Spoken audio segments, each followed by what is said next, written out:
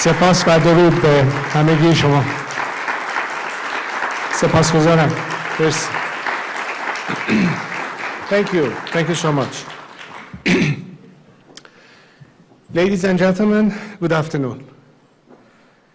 Mr. Ramzan, Dr. Ganji, members of the Mufti Board of Directors, thank you for having me. It is a pleasure to be back with all of you and to speak for the first time at the Iran conference.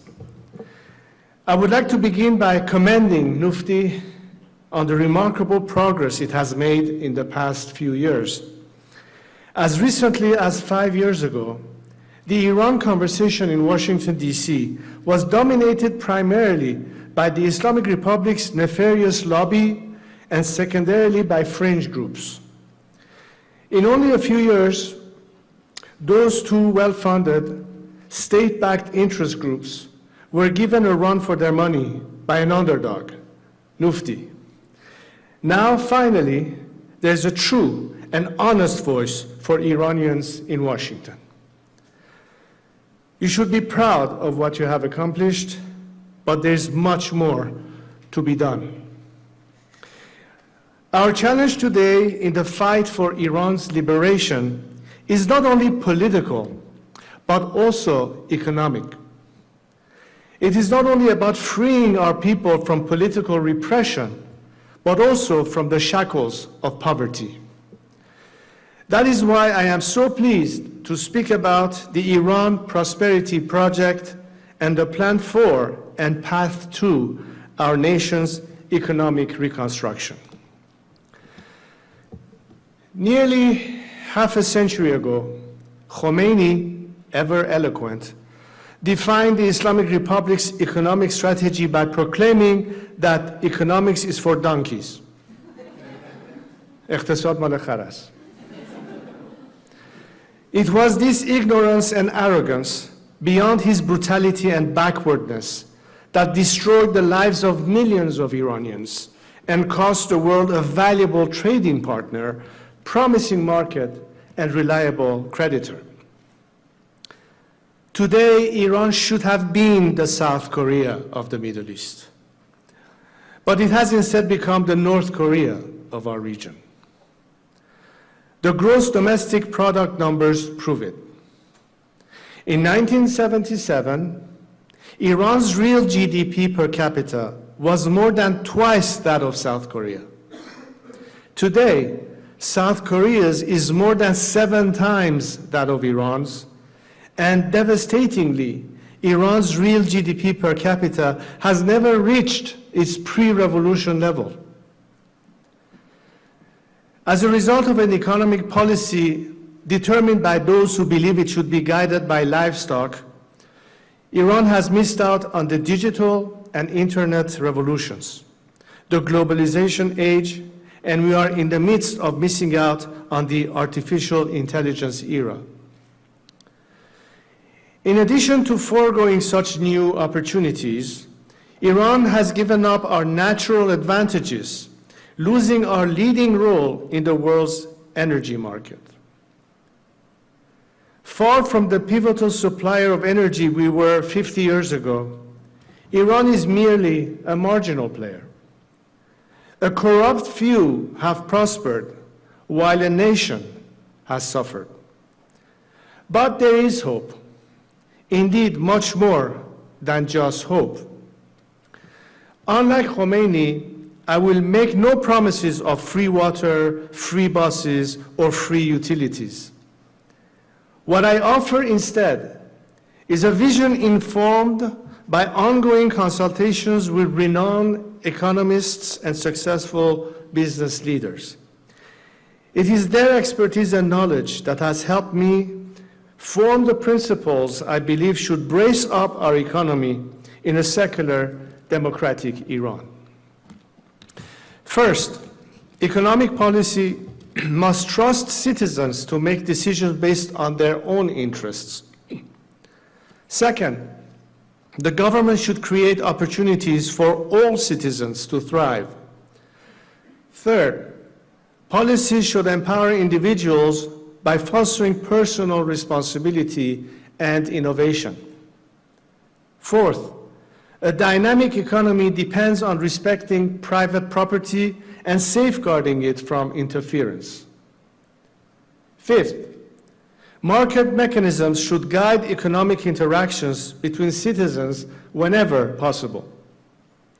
Sixth, the government must remove barriers and foster conditions for domestic entrepreneurs by ensuring investment security and creating a business-friendly environment.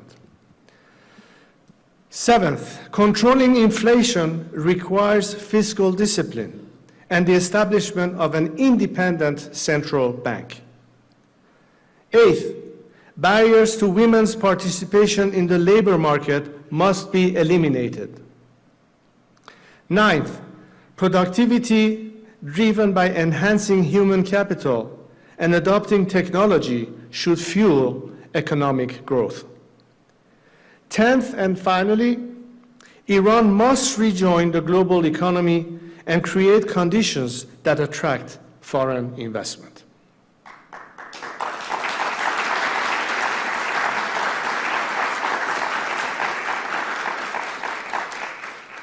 There are existing international protocols, organizations, and fora that provides the framework for Iran to immediately and effectively re-enter the global marketplace, including the Financial Action Task Force, the International Budget Partnership, the International Labor Organization, the Multilateral Investment Guarantee Agency, and the Stockholm Arbitration Institution. In order to rebuild our economy, restore prosperity, and revive our nation, Iran does not need to reinvent the wheel. But we do need to abide by the economic principles that have helped other countries and regions to achieve economic revitalization.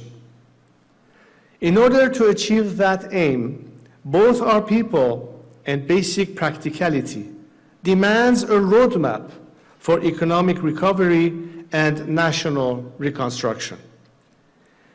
It is for that reason that I am so pleased to be here for the unveiling of the first phase of the Iran Prosperity Project. This team of economists and subject matter experts are doing more than talking and philosophizing about Iran's economic woes. They are developing concrete and implementable solutions. As we have just heard, in the first phase of the project, which they have just completed, they have outlined the immediate financial and social stabilization plan for the first 100 days after the collapse of the Islamic Republic. Shortly, they will begin the second phase of the project, focused on the transition period and the necessarily political and legal stabilization, and the third phase focused on long-term economic reconstruction and investment opportunities. As IPP will undoubtedly document in the next phases of its work, Iran is perhaps the world's last significant frontier market. With 85 million extremely well-educated, young, talented people, it is yearning for investment and teeming with opportunity. Around the world and in all sectors, it is Iranians who are running some of today's greatest and most innovative companies. And these are not mere standouts. Iranians in the diaspora consistently rate among the highest educated and highest earning of any group. That natural ability, combined with the drive and desire of today's youth in Iran, who have been deprived of so many opportunities, can propel us to become one of the world's most advanced startup nations. We can turn our universities from centers for indoctrination of our youth and segregation of women into leading global research centers, using the ties of leading Iranian academics in the West with so many other brilliant academics, researchers, and scholars. Our vast nation, from the shores of the Caspian Sea to the meadows of Deilam, to the snow-capped peaks of Sabaland and Sahand in Azerbaijan, to the lush green mountains of Zagros in Kurdistan, to the plains of Baluchistan, to the Arvan River in Khuzestan, to the deserts of Khorasan and Kerman, to the coastal towns and villages of the Persian Gulf, Iran can become a hub for regional and international tourists.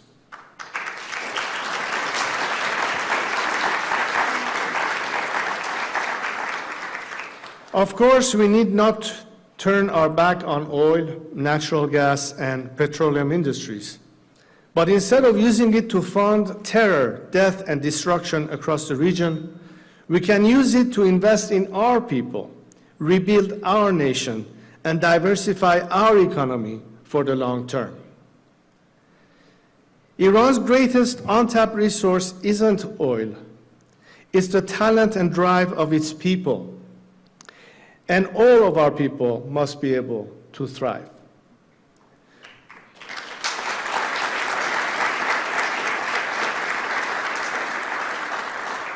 This economic recovery is of special importance for underserved areas of our country, from the Kurdistan province to Sistan and Baluchistan, Khuzestan, Lorestan, and Kermanshah.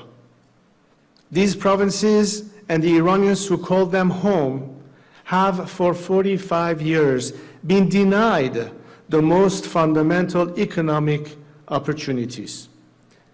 In a free Iran, that must not stand. Our national wealth and opportunities must serve all Iranians. Furthermore, disasters like the recent coal mine explosion at Tabas that killed at least 50 workers are all too frequent in Iran. Workers risk their lives on a daily basis, and yet they are denied the fundamental and basic dignity that their critical work demands and their efforts have earned.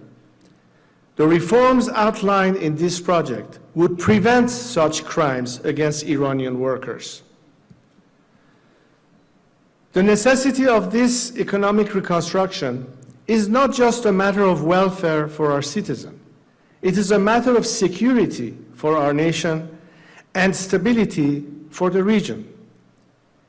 It has been proven time and time again that governments that cannot provide the framework and opportunities for their citizens to thrive and prosper have been unable to sustain their democracies and their security.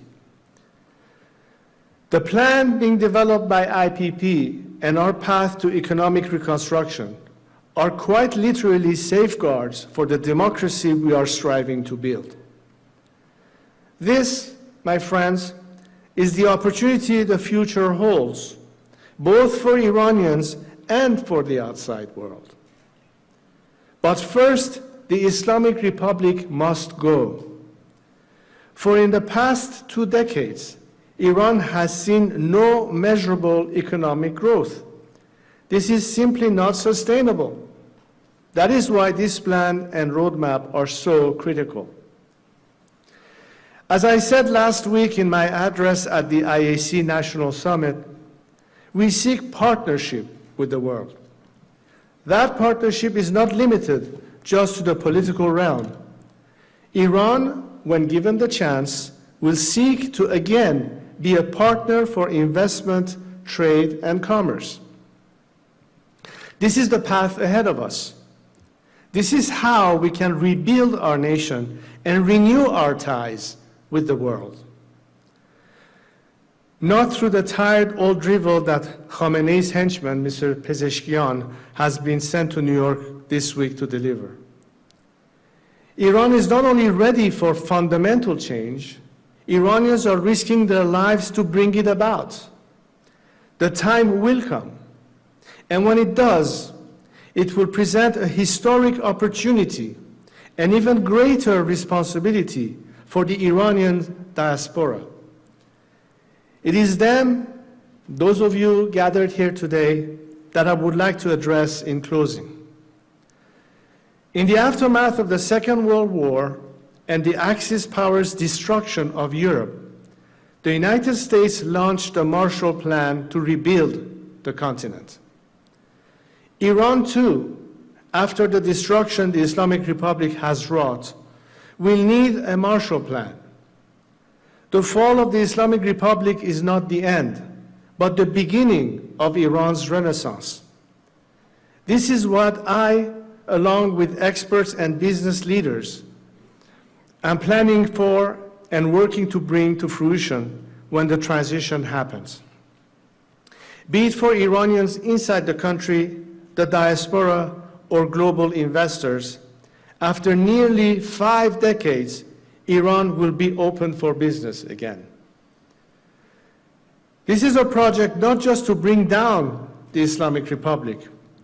It is a project to build up Iran. Soon we will be able to rebuild our great nation together. Thank you.